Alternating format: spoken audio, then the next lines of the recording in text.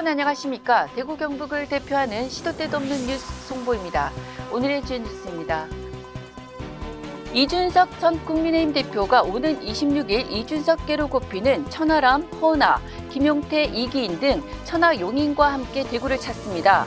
이 전 대표는 20일 자신의 SNS에 일요일 오후 2시 대구 엑스코에서 대한민국과 대구 그리고 경상북도의 미래에 대해서 열려있는 대화를 나눌 계획이라면서 허은하 국회의원, 천하람 순천갑 당협위원장, 이기인 경기도 의원, 김용태 전 최고위원과 함께한다고 올렸습니다.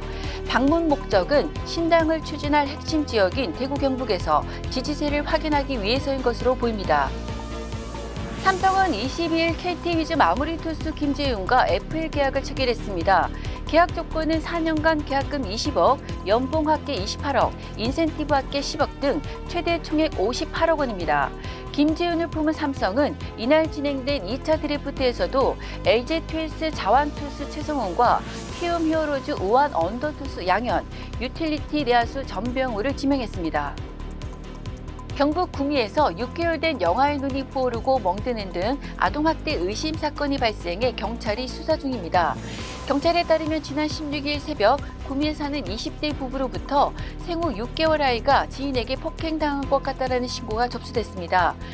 발견 당시 아이는 양쪽 눈에 멍이 든 상태였으며 현재 병원으로 옮겨져 치료를 받고 있습니다.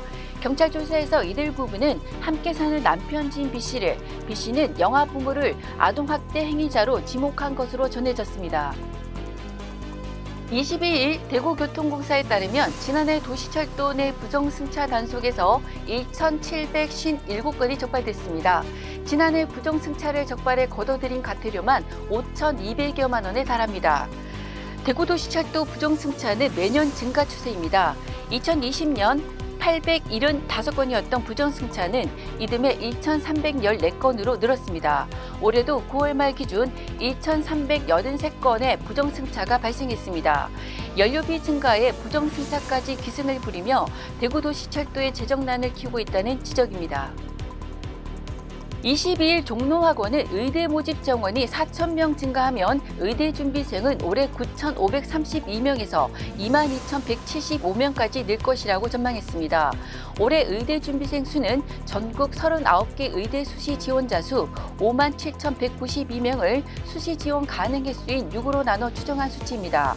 여기에 N수생과 반수생 등 정시 지원자까지 합치면 실제로 의대에 지원한 준비생 수는 이보다 더 많을 것으로 예상됩니다.